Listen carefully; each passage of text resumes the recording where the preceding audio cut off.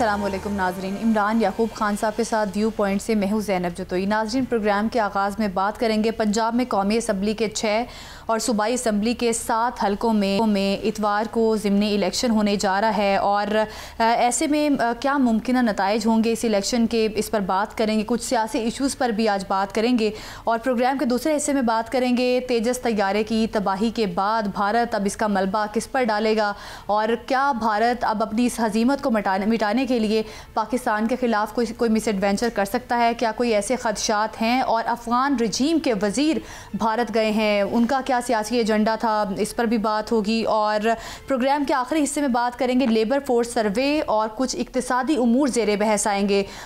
इस बारे में बात करेंगे कि लेबर फोर्स की जानिब से एक रिपोर्ट जारी की गई है, इस रिपोर्ट में क्या इंकशाफात हुए हैं, इस पर बात होगी। नाज़रीन, सबसे पहले बात करेंगे, कल का दिन निहायत अहम है क्योंकि कल ज़िमनी इलेक्शन होने जा रहा है। कौमी सूबाई के 13 हलकों में कल इलेक्शन होने जा रहा है और कल किसका पलड़ा कितना भारी होगा, इस बारे में जानने के लिए इमरान याकूब खान साहब आपसे कमेंट लेना बड़ा ज़रूरी है।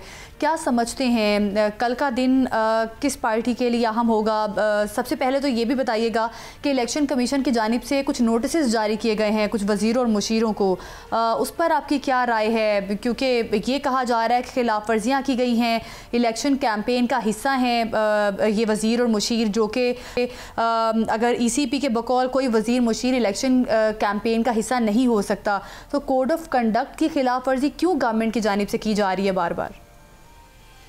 बिस्मिल्लाहिर्रहमानिर्रहीम। ज़ैनब, देखें, सीधी सी बात है कि ये पहले बात करते हैं अगर इस तरह के नोटिस की, तो इलेक्शन कमीशन ऑफ पाकिस्तान की तरफ से इस तरह के नोटिस हमेशा ही जारी किए जाते हैं।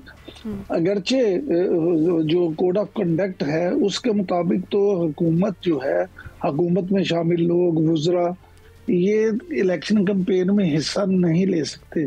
लेकिन हमारे यहाँ आपको पता ही है कि कानून पे कितना को अमल होता है, इसलिए हर दौर में, चाहे वो मुस्लिम लीग नून की हुकूमत हो, पीपल्स पार्टी की हुकूमत हो या PTI की हुकूमत हो, अब भी आप देखें कि जब भी कभी KP में जहाँ PTI की हुकूमत है वहाँ भी ज़िमनी इलेक्शन होंगे तो आपको ये सब लोग मैदान में नजर आएंगे।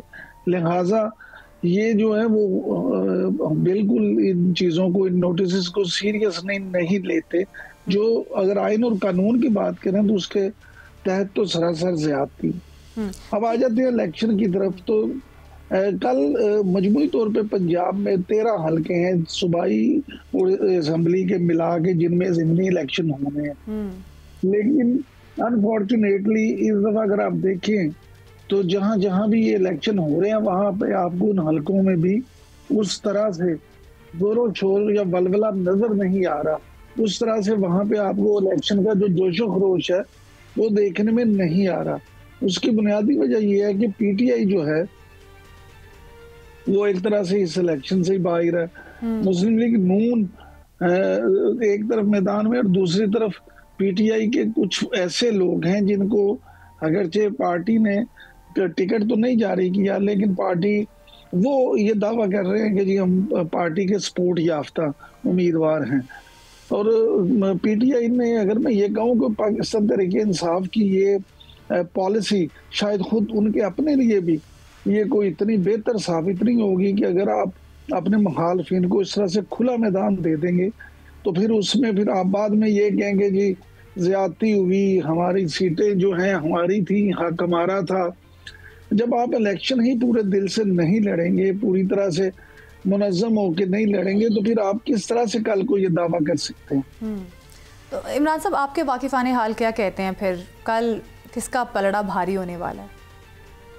देखिए, मुझे तो ऐसा महसूस होता है कि पंजाब में कल मुस्लिम लीग नून मैदान मार लेगी और मुस्लिम लीग नून जो है आराम से ये सीटें जीत लेगी।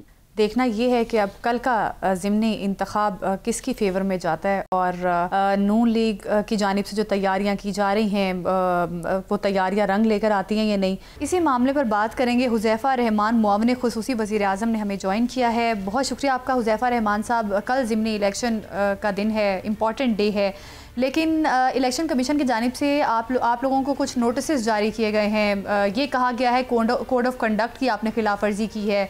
क्या वजह बनी, आपको भी नोटिस मिला? क्योंकि इलेक्शन कमीशन ने ये चीज़ वाज़ेह तौर पर बताई है कि कोई वज़ीर और मुशीर इलेक्शन कैंपेन में हिस्सा नहीं ले सकता, तो क्यों आप लोग खिलाफ वर्जी कर रहे हैं फिर? जी बहुत शुक्रिया जी। पहले तो मैं आप पे गोशगुजार करूंगा कि जो मुझे इलेक्शन कमीशन ऑफ पाकिस्तान की तरफ से नोटिस हुआ है और जो डिस्ट्रिक्ट मॉनिटरिंग ऑफिसर हैं इलेक्शन कमीशन ऑफ पाकिस्तान के से नॉमिनेट हुए हैं, उन्होंने एक नोटिस दिया है। मैं समझता हूँ गलत फहमी का नतीजा है, क्योंकि मैंने NA 185 की इंतखाबी मुहिम को 1.5 महीना जारी रही है, किसी एक भी कॉर्नर मीटिंग में शिरकत नहीं की, मैंने किसी एक भी रैली में शिरकत नहीं की, ना मैंने कोई डोर टू डोर कंपेन की। लेकिन मेरा घर जो है वो ज़ाहिर है डेरा गाजी खान के दिल में है, NA 185 के दिल में आप कह सकते हैं। तो हमारा जो पैलेस है, तो वहाँ पर ज़ाहिर है लोगों की, अगर आप डेरा गाजी खान गए हुए हैं उन दिनों में, तो लोगों की आमदरफ्त का सिलसिला जारी रहता है। और इसी तरीके से हमारे जो पैलेस के साथ एक मुलिका ग्राउंड है, उसमें कोई 2 दिन पहले कोई बहुत बड़ी म्यूज़िकल नाइट हुई थी, म्यूज़िकल फंक्शन हुआ जिसके अंदर मुस्लिम लीग नून के जो बहुत सारे गाने उन्होंने गाए हैं, मज़र राही, उसके अलावा जो है रोखड़ी साहब जो हैं, ज़ीशान रोखड़ी, वो उसमें आए। तो वहाँ पर कुछ PMLN के तराने गाए और वहाँ पर ज़ाहिर है उस माहौल की मुनासबत से कोई सियासी बात हो गई, उसको इलेक्शन कमीशन ने पॉइंट आउट किया है। तो मैं समझता हूँ कि ज़ाहिर है अगर वज़ीर आला KPK को नोटिस हो सकता है, तो अगर इलेक्शन कमीशन को महसूस हुआ, ज़ैफ़ा साहब, फिर ओवैस लगारी साहब, तलाल चौधरी, राना सनाउल्लाह, इनको भी नोटिस जारी हुए हैं, फिर वो भी क्या गलत फहमी का नतीजा? मैं अपना मौक़िफ़ तो बयान कर दूं, आप जी। मुझे लग रहा है मैं इलेक्शन कमीशन के सामने पेश हो गया हूँ, मुझे आप मेरी बात करने दें। नहीं, बिल्कुल आपका सवाल करना आपका हक है, आपका मुझसे लड़ना हक नहीं है। मुझे मेरी बात आप करने दें, फिर मैं ओवैस लगारी साहब पे भी आ जाता हूँ। तो मैंने ये गुजारिश ये की कि, तो वो ज़ाहिर है नोटिस उन्होंने मुझे दिया है, तो इलेक्शन कमीशन एक इंडिपेंडेंट इदारा है, अगर वज़ीर आला KPK को वो नोटिस दे सकता है तो ज़ाहिर उन्होंने मुझे भी दिया है। और अगर मेरी पोजीशन से वो एग्री करेगा तो नोटिस वापस ले लेगा, वरना जो कानूनी तरीका है उसको मैं ज़रा जो उसके कॉन्सिक्वेंसेज हैं वो मैं फेस करूंगा। बाकी ओवैस लगारी साहब अगर उन्होंने कोई कंपेन की है तो वो भी ज़ाहिर है कोई ना कोई वायलेशन सामने आई होगी तो नोटिस हुआ है। तलाल चौधरी साहब भी इसी तरीके से, राना सनाउल्लाह साहब भी। तो ये कहना कि इलेक्शन कमीशन ने नोटिस गलत दिया, मैं इसकी बिल्कुल ऐसी, ना मेरा मतलब है ना मैं बात कर रहा हूँ, लेकिन मैंने अपनी पोजीशन वाज़ेह की है। अब ओवैस लगारी और राना सनाउल्लाह साहब और तलाल चौधरी वो बेहतर पोजीशन में अपनी पोजीशन वाज़ेह कर सकते हैं, मैं ज़रा उनका नुक्ता बयान कर नहीं सकता। एंड मुमकिन है कि उनके पास भी फौजी हो, लेकिन अगर वायलेशन नहीं होनी चाहिए थी। हुज़ैफा साहब माशाल्लाह आपने अपना मौका बड़े अच्छे तरीके से बयान कर दिया, और इसमें कोई शक नहीं कि आप क्योंकि जहाँ रहते हैं वहाँ वो वाकई ही NA 85 का दिल है, तो वहाँ पे लोगों का आना जाना होता है। ख़ास तौर पे हुकूमती जो लोग हों तो उनके लिए के पास लोग अपने मसले मसाइल भी लेके आते हैं। आपका मौक़िफ़ दुरुस्त मान भी लिया जाए तो सर ये फरमाइएगा कि इस दफ़ा तो वो कहते हैं ना, गलियां हो जन सुंजियां विच मिर्ज़ा यार फिरे, PTI उस तरह से इलेक्शन लड़ भी नहीं रही, उस तरह से मुखालिफ भी कोई नहीं है।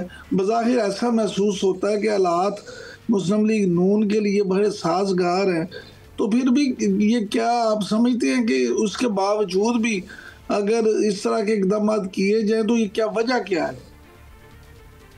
नहीं, ऐसी बात नहीं है। देखें, पीपल्स पार्टी का बड़ा स्ट्रॉन्ग कैंडिडेट है हमारे 185 में, NA 185 में। और इसी तरीके से अगर आप हरीपुर की बात करें, वहाँ पर PMLN का और PTI का जो कैंडिडेट है, बड़ा सख्त मुकाबला है। और जो इल्ज़ाम जो है हमारे ऊपर पंजाब में लग रहा है, पीपल्स पार्टी या कोई और उम्मीदवार वो लगा रहा है, तो वही इल्ज़ाम जो है हम जो है वो PTI पर लगा रहे हैं KPK में। तो उम्मीदवार दोनों ज़ाहिर है बड़े मजबूत उम्मीदवार हैं और बड़ा क्लोज कंपटीशन की तवक्को है, इसलिए ज़ाहिर है दोनों फरीकैन पूरा जोर लगा रहे हैं। लेकिन मैं आपकी बात से इत्तफाक करता हूँ कि ज़ाहिर है इलेक्शन कमीशन का एक कोड ऑफ कंडक्ट है, और हम चूँकि हुकूमत में हमारी ज़्यादा जिम्मेदारी आयद होती है कि हम उस ना सिर्फ कोड कंडक्ट पर अमल करें बल्कि उसकी वायलेशन कम से कम करें। ये मुनासिब नहीं कि 10,000 या 20,000 या 50,000 जुर्माना हम पर आयद हो और हम वो अदा कर दें। इसकी ज़ाहिर एक मेजर पेनल्टी भी है जिसमें 2 साल सज़ा है, नाअहली भी है, बाकी चीज़ें भी हैं। तो मेरे ख्याल से हम सबको सोचना होगा KPK में वहाँ की हुकूमत को सोचना होगा और पंजाब में हमें सोचना होगा, सिंध में पीपल्स पार्टी को सोचना होगा कि अगर इलेक्शन कमीशन का एक कोड ऑफ कंडक्ट है तो मुझ समेत हम तमाम वुज़रा उसकी वायलेशन अगर ना करें तभी ज़ाहिर है कानून की हुक्मरानी का मज़ा आएगा। अदरवाइज जो है ये कोड ऑफ कंडक्ट की सारी चीज़ें इररिलेवेंट हो जाएंगी और उससे ज़ाहिर है कानून की हुक्मरानी जो है वो कमज़ोर पड़ेगी। ठीक, हुज़ैफ़ा साहब ये भी बताइएगा, PTI के रहनुमा हमाद अजहर ने कहा है कि NA 129 ज़िमनी इंतखाब में मुस्लिम लीग नून का वाहिद मकसद अवामी वोट डालने की शरह को कम करना है। उनके इस बयानिए पर आप क्या कहेंगे? देखिए उन्होंने बात की है क्योंकि बाकी पंजाब में तो PTI के उम्मीदवार ही नहीं है, उन्होंने बाइकआउट किया है, लेकिन वाहिद हल्का है जहां वो लड़ रहे हैं और अगर उनकी तरफ से इस तरह की बात की गई है तो जाहिर है मुखालिफ उम्मीदवार हैं, वो सामने वाले उम्मीदवार पे कोई ना कोई इल्ज़ाम तो लगाएंगे। लेकिन देखें इस दफ़ा कोई ऐसी बात फॉर्म 45 या 47 के सामने नहीं आई या कोई और बात नहीं की गई। लेकिन मैं ज़ाती तौर पर ये समझता हूँ कि जो वज़ीर आज़म साहब का और वज़ीर आला साहिबा का यही विजन है कि दोनों उम्मीदवारों के लिए लेवल प्लेइंग फील्ड होना चाहिए। ना सिर्फ लेवल प्लेइंग फील्ड इंतखाबी मुहिम के दौरान मैसर आए बल्कि इलेक्शन डे वाले दिन भी लेवल प्लेइंग फील्ड बहुत ज़रूरी है। और हम इंश्योर करेंगे कि कल 23 नवंबर 13 हलकों में इंतखाबात होने जा रहे हैं और being the member of federal cabinet हम मिनिस्ट्री ऑफ इंटीरियर के ज़रिए कोशिश करेंगे पूरे मुल्क में इसको क्लोजली मॉनिटर करें और इलेक्शन कमीशन के जो कोड ऑफ कंडक्ट के हवाले से हिदायत है उन पर अमल कराएं और दोनों फ्रीकैन के लिए ना सिर्फ लेवल प्लेइंग फील्ड हो और इस तरह के इकदाम को भी डिस्करेज करें जिससे जहाँ पर अगर नून लीग का उम्मीदवार जो है उसको ज़्यादा वोट पड़ने हैं तो उसकी जो है पोलिंग की जो शरह है वो स्लो कर दी जाए, या जहाँ तहरीक इंसाफ को ज़्यादा वोट पड़ने हैं वहाँ पर वोटिंग की शरह को स्लो कर दिया जाए। इस तरह के इकदाम जो है बेसिकली ये भी प्री पोल रिगिंग के ज़ुमरे में आते हैं। लेकिन गवर्नमेंट ने फैसला किया है कि इस दफ़ा जो इंतखाबात होने जा रहे हैं, चूँकि इंतखाबात हम करा रहे हैं, पहले इंतखाबात जो जनरल इलेक्शन हुए वो उस वक्त की हुकूमत ने कराए थे जो भी निगरान हुकूमत थी, इसकी जिम्मेदारी जो है हम पर आयद होगी। हम पूरी कोशिश करेंगे कि इन इंतखाबात के बाद अवाम का इंतखाबी सियासत और इलेक्टोरल सिस्टम पर एतमाद बढ़े ना कि कम। अच्छा हुज़ैफा जी ये फरमाइएगा कि जो पंजाब में 13 नशिस्तें हैं जिन पे कल इलेक्शन होने जा रहा है सूबाई और कौमी की मिला के, तो आप क्या समझते हैं कि कितनी सीटें मुस्लिम लीग नून इन 13 में से जीतने में कामयाब हो जाएगी? देखें PMLN और PMLN के इत्तेहादी यानी कुछ हल्के ऐसे हैं जहाँ पर मुजफ्फरगढ़ है, वहाँ आलमदार कुरैशी उम्मीदवार हैं, वहाँ हमने अपना उम्मीदवार को टिकट दिए हुए को वापस लिया। इसी तरीके से बाकी हल्के हैं जहाँ पर पीपल्स पार्टी हमारी सपोर्ट कर रही है, मां सिवाय एक हल्का डेरा गाजी खान के। तो मुझे पूरी उम्मीद है कि इन तमाम हल्कों में PMLN और उसके इत्तेहादी जो है वो क्लीन स्वीप करेंगे और ये 13 की 13 सीटें जो है ये हुकूमती इत्तेहाद के पास आएंगी इंशाल्लाह ताला। हुज़ैफ़ा साहब ये भी बताइएगा कि ये कहा जा रहा है कि मौलाना फजलुर रहमान को अपोजिशन इत्तेहाद का सरबराह बनाने जा रही है PTI, इस बारे में आप क्या कहेंगे? मौलाना अगर अपोजिशन इत्तेहाद के सरबराह बन गए तो क्या हुकूमत को बड़ी मुश्किल का सामना करना पड़ सकता है? कोई सिचुएशन ऐसी बन सकती है मुश्किल? नहीं, आपने बिल्कुल दुरुस्त फरमाया, बल्कि you hit the nail on the head. अगर मौलाना फजलुर रहमान साहब PTI की तहरीक या उसके इत्तेहाद का हिस्सा बनते हैं तो he is the only person who have the street power, और मैं समझता हूँ कि मौलाना फजलुर रहमान के उस इत्तेहाद के हिस्सा बनने से हमें मुश्किलात का सामना करना पड़ सकता है। लेकिन मुझे ये यकीन है कि मौलाना फजलुर रहमान और PTI का इत्तेहाद होगा नहीं, क्योंकि बानी तहरीक इंसाफ का सबसे बड़ा मसला ये है कि वो किसी को इज्जत नहीं दे सकते और मौलाना फजलुर रहमान एक ख़ानदानी आदमी हैं। पहले भी वो उनके करीब हुए, लेकिन PTI के जो बानी हैं उनके बयानात और उनके लोगों के एक्शंस की वजह से दूर हो गए। मुझे नहीं लगता कि मौलाना फजलुर रहमान और PTI का कोई इत्तेहाद कायम होगा। लेकिन for the sake of argument, अगर मैं आपकी बात को आगे बढ़ाऊं बीइंग डेविस एडवोकेट, अगर ये इत्तेहाद हो गया तो हमारे लिए मुश्किलात पैदा हो सकती हैं। आप बिल्कुल दुरुस्त फरमा रही हैं। अच्छा हुज़ैफा जी ये फरमाइएगा कि असद कैसर साहब जो हैं उनका ये कहना है कि जो सुप्रीम कोर्ट के जज साहबान हैं जिन्होंने रिज़ाइन किया है वो आगे आए और तहरीक को लीड करें। क्या आप समझते हैं कि इस तरह की कोई सूरत हाल पैदा हो सकती है? नहीं, देखें जी, सुप्रीम कोर्ट के जो जजेस हैं वो भी ज़रा 2 साल तक ना सियासत कर सकते हैं ना इस तरह की कोई तहरीक का हिस्सा बन सकते हैं। कोई उनके खिलाफ कोई अनकॉन्स्टिट्यूशनल एक्शन नहीं हुआ, जिस तरह इफ्तिखार चौधरी के खिलाफ हुआ था। उस वक्त जो है एक ज़रा लॉयर मूवमेंट बनी। तो इस वक्त जो है सुप्रीम कोर्ट के जजेस दोनों जो हैं जिनने इस्तीफ़ा दिया है वो बार से खिताब क्या करेंगे कि हुकूमत हमारा इस्तीफा एक्सेप्ट ना करती या चीफ जस्टिस हमारा इस्तीफा प्रेसिडेंट को फॉरवर्ड ना करते। तो बेसिकली उन्होंने खुद इस्तीफा दिया है और उन्होंने आईनी बेंच से आईनी अदालत बनने से पहले इस्तीफा दे दिया। क्या पता इनमें से कोई बंदा आईनी अदालत का सरबराह लग सकता था, क्या पता किसी को हम आईनी अदालत का जज रिकमेंड करते। तो बेसिकली इन्होंने आईनी तरमीम के फौरी बाद जो इस्तीफा देने का फैसला किया, मैं समझता हूँ कि उससे बात जाहिर हो गई कि ये जो काले कोट हैं उसके अंदर जजेस के रूप में सियासी जो है वो मकासद की तकवीयत और उसको आगे बढ़ाने के लिए इन ओहदों पर बैठे हुए थे। और अगर आज ये किसी बार में जाते हैं या कोई खिताब करते हैं, मेरे ख्याल से अगर कानून के मुताबिक देखा जाए तो 2 साल तक ऐसा कोई इक़दाम नहीं कर सकते। अगर करेंगे तो फिर ज़ाहिर है जो कॉन्सिक्वेंसेज हैं वो उन्हें फेस करना पड़ेंगे जो कानून में मौजूद हैं, और ज़ाहिर सुप्रीम जुडिशल काउंसिल जो है उसको देखेगा। हुज़ैफ़ा साहब, पीटीआई अब एक तहरीक चलाने का तो कह रही है, और जिस तरह से वज़ीर आला केपी ने भी कहा है कि नवंबर में कुछ और दिसंबर में कुछ बड़ा होने वाला है, आपके ख्याल में क्या होने वाला है ऐसा जिसकी निशानदेही की गई है वज़ीर आला केपी की जानिब से? जी बहुत शुक्रिया। मेरे ख्याल से तो वज़ीर आला केपी के बेहतर बता सकते हैं कि क्या होने वाला है या वो क्या करने जा रहे हैं। ज़ाहिर अपोजिशन में जो लोग होते हैं उनकी ज़ाहिर उम्मीद और आस होती है अपने वोटर को मोबिलाइज रखने के लिए, अपने वर्कर्स को चार्ज रखने के लिए इसी तरह के बयानात वो देते हैं ताकि हमारा वोटर वर्कर चार्ज रहे। और अब ज़ाहिर ज़मीनी इंतखाबात भी सर पर हैं, तो मेरे ख्याल से मुझे तो कोई ऐसी चीज़ नज़र नहीं आ रही। और अगर आप भी ज़ाहिर एक न्यूट्रल एनालिस्ट हैं, एक अच्छी एंकर हैं, आप भी चीज़ों को परख रही हैं, तो मेरे ख्याल से सिविल मिलिट्री रिलेशनशिप बहुत अच्छे तरीके से आगे चल रहे हैं। आईनी तरामीम हो चुकी हैं और तमाम इदारे अपनी हदूद व क़यूद में हैं। पाकिस्तान की इकॉनमी बेहतर हुई है, पाकिस्तान दोबारा से टेक ऑफ कर रहा है। तो मौजूदा सूरत हाल में मुझे नज़र तो नहीं आ रहा कि कोई ऐसी कन्फ्रंटेशन किसी भी तरफ से हो सकती है जिसके बाद हुकूमत को खतरा लाहक हो। लेकिन अगर वज़ीर आला केपी ने बात की है तो उनका बयान तो मुझे सिर्फ सियासी हवाले से ठीक है, सियासी बयानी पर मुनहसिर है उनकी ये स्टेटमेंट। ठीक है, बहुत शुक्रिया आपका। हुज़ैफ़ा रहमान साहब मौजूद थे और हमें बता रहे थे कि कल का दिन कितना इम्पॉर्टेंट है और किस पार्टी का पलड़ा भारी होगा। नाजरीन, अभी वक्त हुआ है एक शॉर्ट ब्रेक का। ब्रेक के बाद बात करेंगे तेजस तैयारे के हादसे के बाद भारत खुफ्त मिटाने के लिए मिस एडवेंचर कर सकता है। हमारे साथ ही रहिए।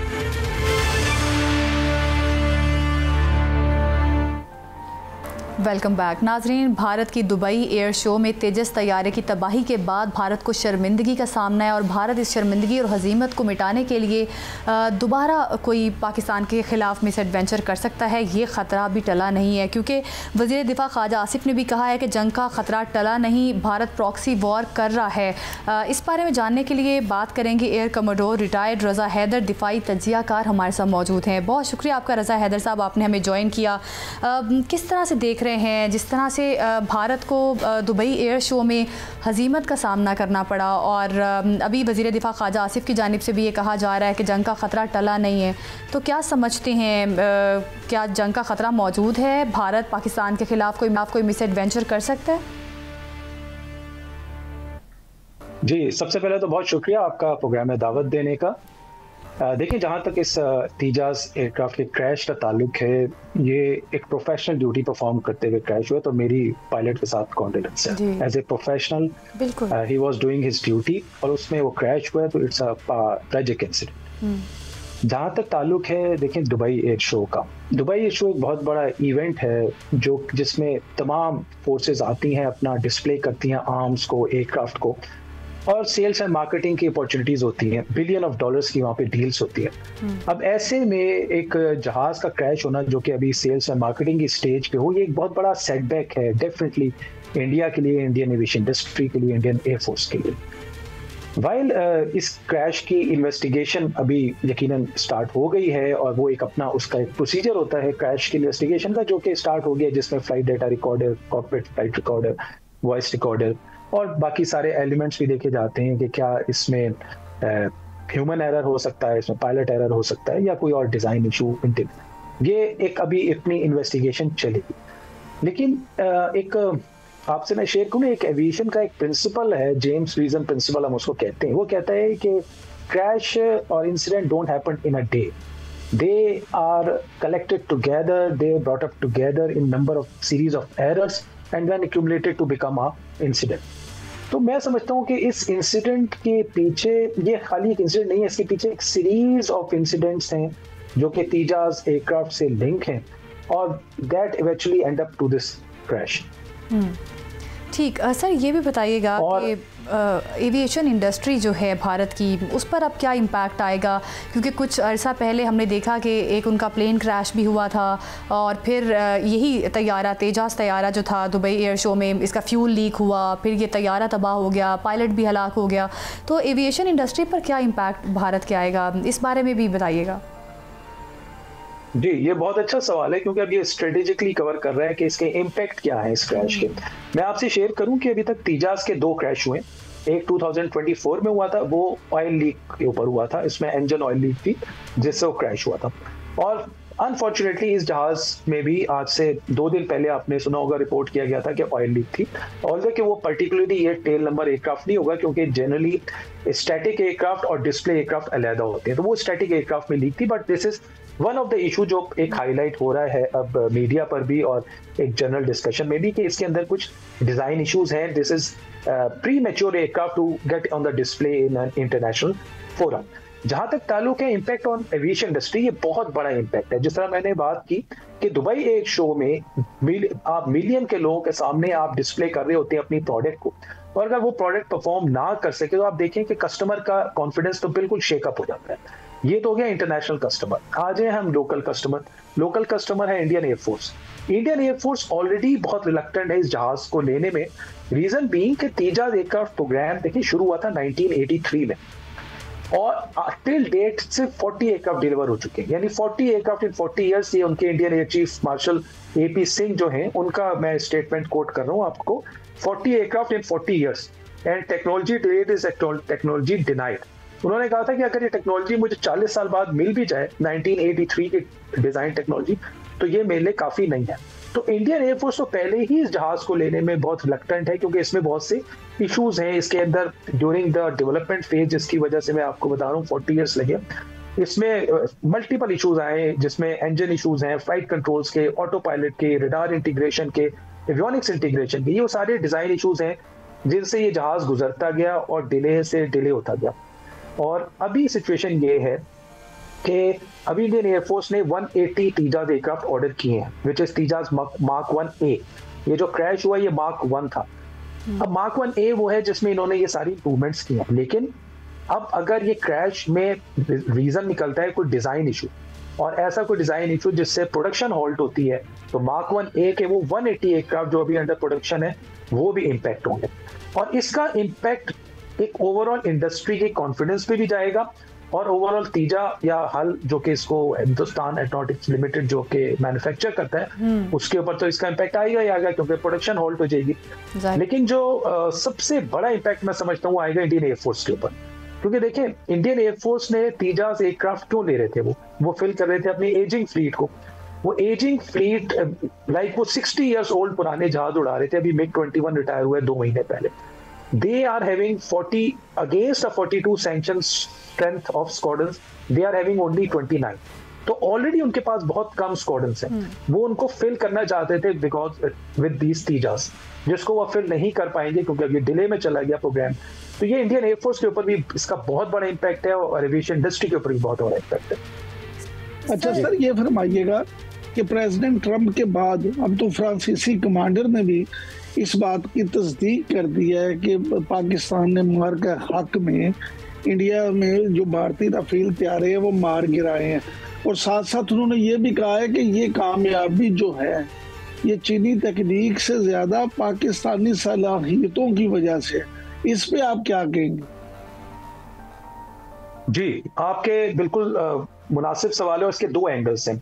पहले जो अमेरिकन प्रेसिडेंट ने कहा और उसके बाद जो चाइनीज टेक्नोलॉजी।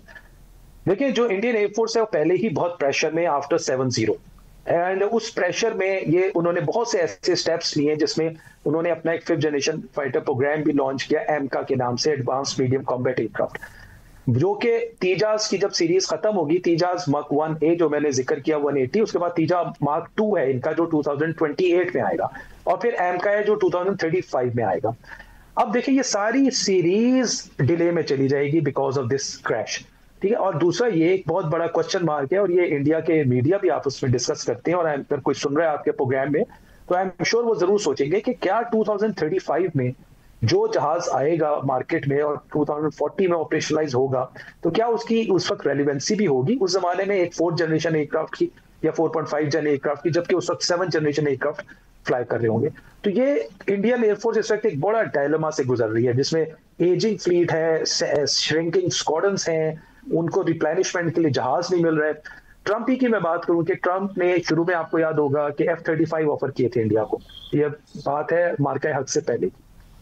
F-35 अगर ये लेते हैं तो वहां भी फंसते हैं, क्योंकि it is a very costly aircraft, उसकी ऑपरेशनल कॉस्ट भी बहुत हाई है, $42,000 पर आवर है उसकी ऑपरेशनल कॉस्ट।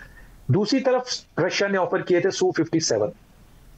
अब अगर Su-57 लेते हैं तो फिर जो रशिया की, अमेरिका की सैंक्शंस हैं वो मल्टीप्लाई बाय 10 हो जाएंगी। अब वहां से ये रशिया हालांकि ट्रांसफर प्रोडक्शन भी दे रहा है Su-57 की, वो नहीं ले सकते, जाहिर बात है टैरिफ है, सैंक्शंस है, तो ना वो ले सकते हैं ना वो। अब लोकल इंडिजिनस प्रोडक्शन पे बहुत ज्यादा भरोसा था, वो सेटबैक हो गया इस क्रैक की वजह से। जहां तक आपके दूसरे पार्ट का ताल्लुक है सवाल के, जो J-10 वाला है, देखिए नो डाउट के J-10 एक कैपेबल जहाज है और बहुत उसकी हाई कैपेबिलिटीज है, लेकिन डेफिनेटली जब वो पाकिस्तान एयरफोर्स के पास आया है तो उसकी कैपेबिलिटीज मल्टीप्लाई हो गई है, क्योंकि man behind the gun important होता है। इसमें J-10 की जो परफॉर्मेंस है उसमें बहुत ज्यादा पाकिस्तान एयरफोर्स का हाथ है। हमारे जो हाई क्वालिटी ट्रेनिंग है पाकिस्तान एयरफोर्स की, जो हमारा डॉक्ट्रीन है, जो हमारी लीडरशिप है, ये सब एक्चुअली एड अप करती है to give a punch through a mean, which mean is in this case is a J-10C।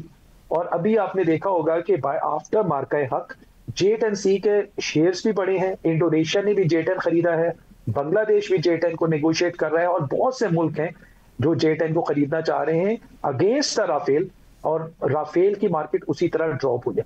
तो इसके एक मल्टी डायमेंशनल इंपैक्ट हुए हैं मार्का हक के on the aviation industry global, not only in aviation industry of Pakistan और इंडिया। सर ये भी बताइएगा कि भारत जो है वो अफ़गानिस्तान के मामलात में काफ़ी दिलचस्पी ले रहा है। अब तो इवन कारोबारी मामलात भी एक दूसरे के साथ काफ़ी आगे बढ़ते हुए दिखाई दे रहे हैं। भारत का अफ़गानिस्तान के लिए अपने कार्गो परवाज़ें शुरू करने का ऐलान किया गया है, और ये जो इनकी एक दूसरे के करीब नज़दीकियाँ हैं, इसको आप किस तरह से देख रहे हैं? क्योंकि पाकिस्तान ने तो अपनी फ़ज़ाई हदूद बंद कर दी है अफ़गानिस्तान के लिए। जब तक अफ़गानिस्तान दहशतगर्दी ख़त्म नहीं करता पाकिस्तान के अगेंस्ट जो कुछ अफ़गानिस्तान कर रहा है, पाकिस्तान ने तो साफ पे मना कर दिया है। तो ये जो अफगानिस्तान और भारत के दरमियान जो एक ब्लॉक बनता हुआ दिखाई दे रहा है, इस पर आप क्या कहेंगे? देखिए आपने देखा होगा कि मार्का हक के बाद भारत को एक इंटरनेशनल आइसोलेशन का शिकार है इस वक्त। उसकी चाइना के साथ तो पहले ही नहीं बनती थी, लेकिन उसके बाद यूएस, जो कि आपने देखा है कि यूएस के साथ सैंक्शन और टैरिफ, ये सारे इश्यूज भी चल रहे हैं। तो अब इस आइसोलेशन में उसको पार्टनर्स नहीं मिल रहे। अब उसमें इस सिनेरियो में उसको एक अफगानिस्तान एक पार्टनर की फॉर्म में मिल रहा है प्रॉब्ली, लेकिन मैं ये जाती तौर पे समझता हूँ कि ये उसकी कामयाबी नहीं हो सकेगी। इंडिया चाहता है हमें ईस्ट और वेस्ट दोनों बॉर्डर्स को एक्टिवेट रखना, दोनों को हॉट रखना, जो कि आई एम वेरी श्योर कि इंशाल्लाह इसमें वो कामयाब नहीं हो पाएगा। ठीक, ये भी बताइएगा, तुर्किया का एक वफ्द जो है वो अगले हफ्ते अफ़गानिस्तान जा रहा है, मुज़ाकरात की कोशिश करेगा। पहले भी कतर और तुर्किया ने कोशिश की, सालिस के तौर पर किरदार अपना रोल प्ले किया, लेकिन उसके बावजूद पाकिस्तान और अफ़गानिस्तान के मुज़ाकरात जो थे वो नाकाम रहे। अब तुर्किया का वफ्द अफ़गानिस्तान जाता है, तो क्या समझते हैं कोई मुस्बत तब्दीली सामने आएगी? कुछ मुज़ाकरात में कामयाबी नज़र आती है आपको? देखिए ये कहना कबल वक्त है। टर्की हमारा दोस्त है, इसमें कोई शक नहीं है, और वो इस पे बहुत एफर्ट्स कर रहा है for the negotiations between Pakistan and Afghanistan. लेकिन मैं ये समझता हूँ इसमें कि जो पाकिस्तान की डिमांड्स हैं अफगानिस्तान को बड़ी लॉजिकल है और वो रिक्वायर्ड है, और अगर अफगानिस्तान उनको मीट कर सकता है तो ये नेगोशिएशंस जरूर कामयाब होंगी। And I am very hopeful कि इस पे अफगानिस्तान को भी अब एक वो मैसेज मिल गया है जिसमें वो सोचने पे मजबूर हो गए कि अब हमें वो करना होगा जो बहुत अरसे से वो नहीं कर रहे, और अब पाकिस्तान उनको बहुत अरसे से बहुत तरीकों से बताता भी रहा, बट प्रॉब्ली अब लास्ट रिजॉर्ट के तौर पे हार्ड पावर यूज करनी पड़ी, जो कि अफगानिस्तान मेरा ख्याल है कि उस जगह पर आ गया जब भी ये एक नेगोशिएशंस का सेकंड राउंड शुरू होने वाला है। बिल्कुल, अब निगोशिएट करने की कोशिश करेगा अफ़गानिस्तान पाक के साथ, और जो सालिस का रोल तुर्किया की जानिब से प्ले किया जाएगा। इसके बाद अब ये जो सिटिंग होने जा रही है, तुर्किया की जानिब से अफ़गानिस्तान जाएगा उनका वफ़द, और इसके बाद क्या माहौल बनेगा, इस पर ये आने वाला टाइम बताएगा। बहुत शुक्रिया आपका एयर कमोडोर रिटायर्ड रज़ा हैदर, दिफाई तज्ज़ियाकार हमारे साथ मौजूद थे, हमें बता रहे थे। नाज़रीन, अभी वक्त हुआ एक शॉर्ट ब्रेक का। ब्रेक के बाद बात करेंगे मुआशी बेहतरी के बावजूद पाकिस्तान में बेरोज़गारी की शरह क्यों बढ़ रही है, इस पर बात होगी। Stay with us.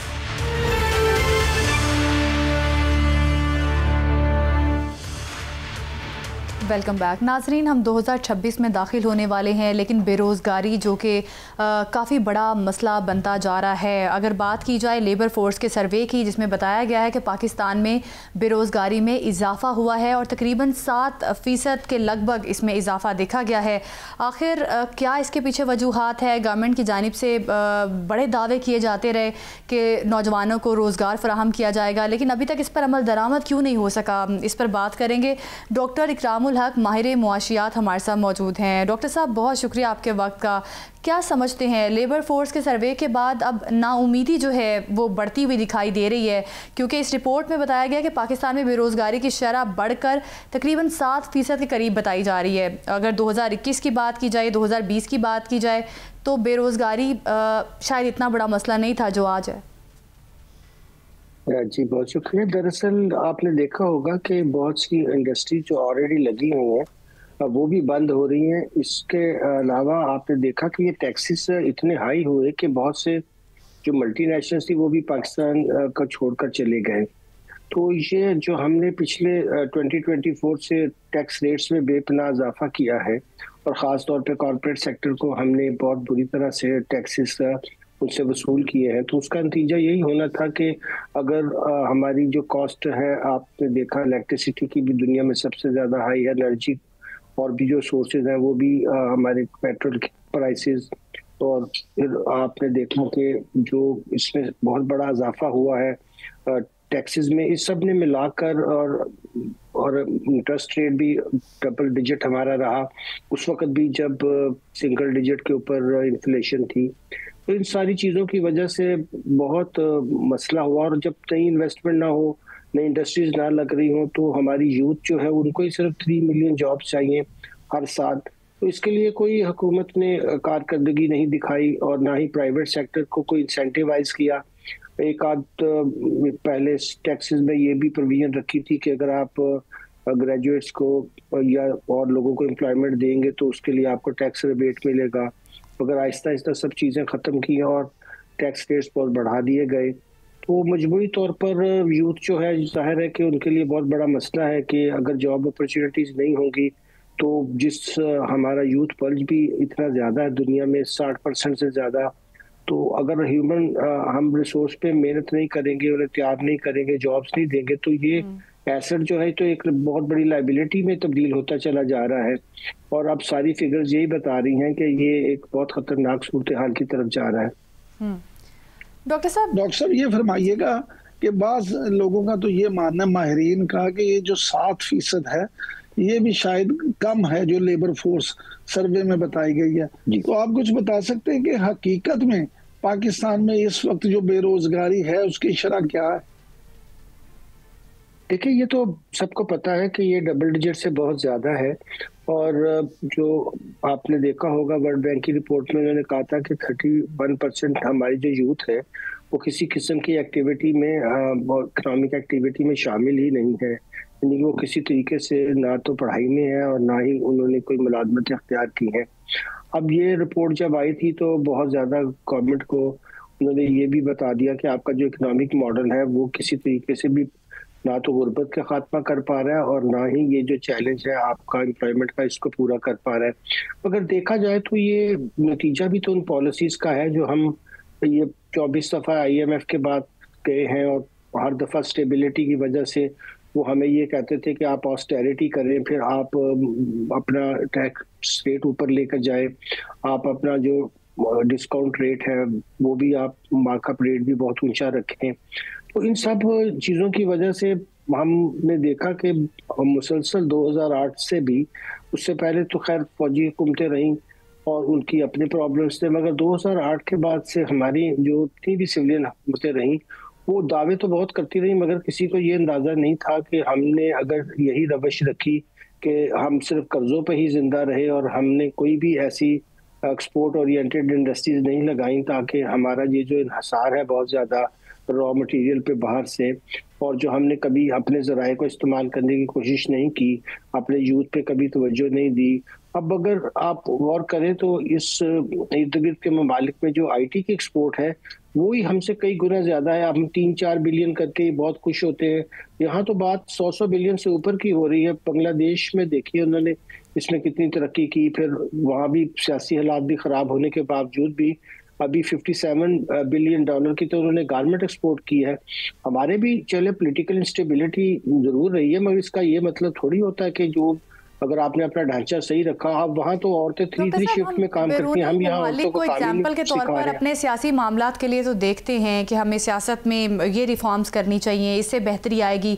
हम मुख्तलिफ ममालिक का तज़किरा करते हैं अक्सर, लेकिन गवर्नमेंट जो हुकूमती दावे, हुकूमत की जानिब से जो दावे किए जाते रहे कि हमारे मुआशी लिहाज से हम इस्तेहकाम की तरफ जा रहे हैं, हम मुस्तहकम हो रहे हैं और मुस्बत अशारिये पाकिस्तान को मिल रहे हैं, तो गवर्नमेंट की जानिब से तो बड़े बड़े दावे किए गए। तो फिर अगर अमली तौर पे देखा जाए, जिस तरह से ये रिपोर्ट सामने आई है कि बेरोज़गारी तो बढ़ गई है और यकीनी तौर पे ये तो बड़ी मायूस कुन बात है। इसका मतलब है कि वो दावे जो हुकूमत करती रही है वो बेसलेस हैं। डॉक्टर साहब इसमें प्लीज ये भी शामिल कर लीजिएगा कि दावे तो मौजूदा हुकूमत भी कर रही है और रिपोर्ट्स अभी अगर हम ये रिपोर्ट माने तो ये कुछ और कहती है, अगर हम उसकी IMF की रिपोर्ट माने तो वो कुछ और कहती है। तो अब ये भी जरा बता दें कि आवाम जो है, हम जैसे सादा आवाम, वो किस रिपोर्ट पे यकीन करें, आप ही हमें कुछ गाइड करें। जी शुक्रिया। दरअसल देखिए हुकूमतों का ये वतीरा भी बन गया था कि सिर्फ आप प्रोपेगेंडा से लोगों को कन्विंस किए रखें कि सब अच्छा है और हमारी पॉलिसीज की वजह से बहुत बेहतर नताइज पैदा हो रहे हैं। अब अगर आप बेहतर नताइज पैदा हो रहे थे तो फिर 24 दफा आपको जो है वो ICU वार्ड में जाना क्यों पड़ा? IMF में जाने का मकसद ये होता है कि आप ICU वार्ड में हैं, क्योंकि जब कहीं से आपको किसी किस्म की कोई मदद हासिल नहीं होती तो फिर हम कहते हैं कि ये landing of the last resort है, यानी कि ये वो आखिरी सहारा है जो आपको देगा। लेकिन उसके साथ ही बड़ी सख्त शराइत भी आती हैं। जाहिर है अगर कोई मरीज ICU में होगा तो उसको आप सख्त किस्म का देखभाल करना पड़ेगी, फिर कहीं जाकर जब वो स्टेबलाइज हो जाए तो बाहर निकलने के काबिल हो, फिर दौड़ लगाना तो बहुत मुश्किल है। तो ये दावे जो है कि मैं 100 मीटर की रेस जीत जाऊंगा, तो फिर आप 24 दफा क्यों IMF में थे? तो ये सारी बातें किसी एक खास हुकूमत की बात नहीं मैं कर रहा, मगर मैं अर्ज किया था 2008 से लेकर हमारा जो भी मामलात रहे उसमें सबसे बड़ा मसला हमारे करंट अकाउंट डेफिसिट का और बरूनी अदायगियों का मसाइल थे, और वो एक ही शक्ल में हल हो सकते थे कि अगर हम अपनी इंडस्ट्रीज को जो है वो एक्सपोर्ट ओरिएंटेड बनाते। मगर हमने अपनी एनर्जी की कॉस्ट इतनी ऊपर रखी, टैक्सेस का रेट इतना रखा, ह्यूमन रिसोर्स को हमने ट्रेन नहीं किया। अब आप देखिए CPEC के दूसरे मरहले में तो हमने इंडस्ट्रीज की रिलोकेशन की बात थी। अब चाइना ने कहा कि जी ठीक है, एनर्जी का मसला तो चलिए आपने प्रोडक्शन से ज्यादा, जरूरत से ज्यादा पैदा कर लिया, अब दिखाइए कि वो कहाँ पे हैं जहाँ पे हमने इंडस्ट्रीज रिलोकेट करनी थी। तो एक भी इंडस्ट्रियल जोन हमारा ऐसा नहीं था जहाँ वो आने को तैयार होते, और वो क्यों आएंगे जब आपके यहाँ टैक्सेस की रेट इतने हाई हैं, जब एनर्जी की कॉस्ट पूरे रीजन में सबसे ज्यादा बल्कि दुनिया में हाईएस्ट में हमारा शुमार होता है। और इन हालात की वजह से फिर साथ में पॉलिटिकल इंस्टेबिलिटी भी ऐड हो जाए तो कोई भी फिर वहाँ पे लोग अपने अगर इन्वेस्टमेंट करना छोड़ दें, यहाँ से कैपिटल बाहर भेजे, तो कोई आदमी 10 दफा सोचेगा कि जिस मुल्क में लोग खुद इन्वेस्टमेंट नहीं कर रहे वहाँ हम क्यों जाएंगे। तो हुकूमती दावे तो इसी तरह आप 60-70 पेज के सप्लीमेंट इशू करवा लें, आप तस्वीरें अपनी टीवी पे जितनी दिखा लें, मगर आज सोशल मीडिया के दौर में लोग कहीं ना कहीं से सही रिपोर्ट्स तो पढ़ ही लेते हैं, उन्हें तज्जियात से तो पता चल जाता है। और अब हमने ये भी खुद किया है कि IMF को कहा है कि हमारी एक करप्शन और जो एफिशिएंसी की डायग्नोस्टिक रिपोर्ट टेक्निकल कर दे। ये उन्होंने पहले पेज पर ही लिखा है कि ये रिपोर्ट हम खुद नहीं तैयार कर रहे, ये हमें खास तौर पर हुकूमत पाकिस्तान ने हमें कहा है कि हमें टेक्निकल असिस्टेंस की जरूरत है और ये हम इस काबिल ही नहीं है कि हम ये चीज कर सकें। अब इससे आप अंदाजा लगा लीजिए कि अगर एक रियासत जो है उसकी में इतनी काबिलियत ना हो कि वो अपने सिस्टम का तजिया ही कर सके और वो IMF को ये कहे कि आप हमें ये तजिया कर दें, तो फिर उससे बड़ी नाकामी की क्या बात हो सकती है। और फिर हमने कई हफ्ते वो रिपोर्ट जारी नहीं की, तो उन्होंने साफ कहा कि अगर आपने 1.2 बिलियन की ये लेनी है इंस्टॉलमेंट तो पहले उस रिपोर्ट को पब्लिक कीजिए। ये तो चाह रहे थे कि उस रिपोर्ट को पब्लिक ही ना करें। तो ये सारे हुकूमती दावे जो हैं, जब भी कोई इंडिपेंडेंट रिपोर्ट आती है या खामियों का तस्करा गवर्नमेंट ने किया है और गवर्नमेंट को बेदराक है कि कुछ खामियां सिस्टम में मौजूद हैं। जिस तरह से वज़ीर आज़म शहबाज शरीफ ने भी यही बात कही है कि मुआशी तरक्की रोज़गार बढ़ाने और आमदन में इजाफे के बगैर मुमकिन नहीं है, तो इनकी बात अगर देखा जाए बिल्कुल दुरुस्त है। तो आप क्या समझते हैं फिर रोज़गार के मौका किस तरह पैदा किए जा सकते हैं, रोज़गार और आमदन में इजाफा किस तरह किया जा सकता है, आप क्या सजेस्ट करते हैं? ये जाहिर है कि कभी कभी हुकूमत बड़ी हैरानकुन बात होती है कि उनका काम तो चीज़ों को फिक्स करना होता है, ना कि जो प्रॉब्लम्स है उनका बयान करना होता है। प्रॉब्लम्स का बयान तो आमतौर पे अपोजिशंस करती हैं और उसको हुकूमत के खिलाफ एक चार्जशीट के तौर पे इस्तेमाल करती हैं।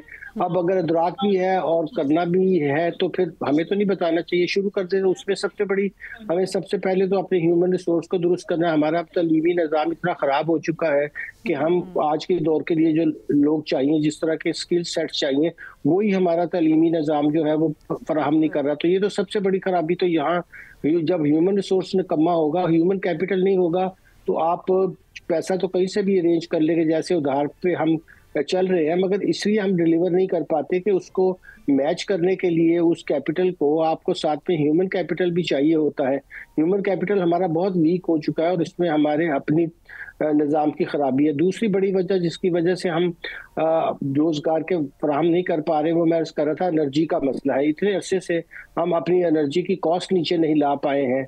ये कैसे मुमकिन हो सकता है कि एनर्जी की कॉस्ट इतनी हाई हो और हम कंपेटिटिव चीजें तैयार कर सकें। तीसरा मसला सबसे जो हमारा उसके बाद आता है वो टैक्सेस का है कि हमने टैक्सेशन इतनी हाई रखी हुई है, उससे ग्रोथ खत्म हो जाती है। अब हमें तवज्जो तो इस बात पे देनी चाहिए कि जिस शरह से हमारी आबादी बढ़ रही है, उस शरह से हमें कम से कम भी 8 से 10% की शरह के ऊपर अपनी जो है वो जिसे हम शरह नमो कहते हैं वो होनी चाहिए। GDP हमारी रेशो ये होनी चाहिए हर साल, और ये भी एक लंबे अरसे के लिए, यानी कि जैसे चाइना ने सतह गुर्बत से लोगों को निकाला इसलिए कि उन्होंने 800 मिलियन लोगों को कभी ना निकाल पाते अगर उनकी शरह नमू जो है वो एक लंबे अरसे के लिए 7-8% ना होती। तो हमें भी यही करना पड़ेगा। अब सिस्टम हमारा सारे का सारा जो है वो इसके GDP ग्रोथ के खिलाफ है, यानी कि आप देखिए ना टैक्सेस उसकी इजाजत दे रहे हैं ना कॉस्ट दे रही है। डॉक्टर साहब, गुजारिश ये है कि हमें ये करना तो पड़ेगा, लेकिन ये प्लीज सजेस्ट कर दें कि हम ये कर कैसे सकते हैं।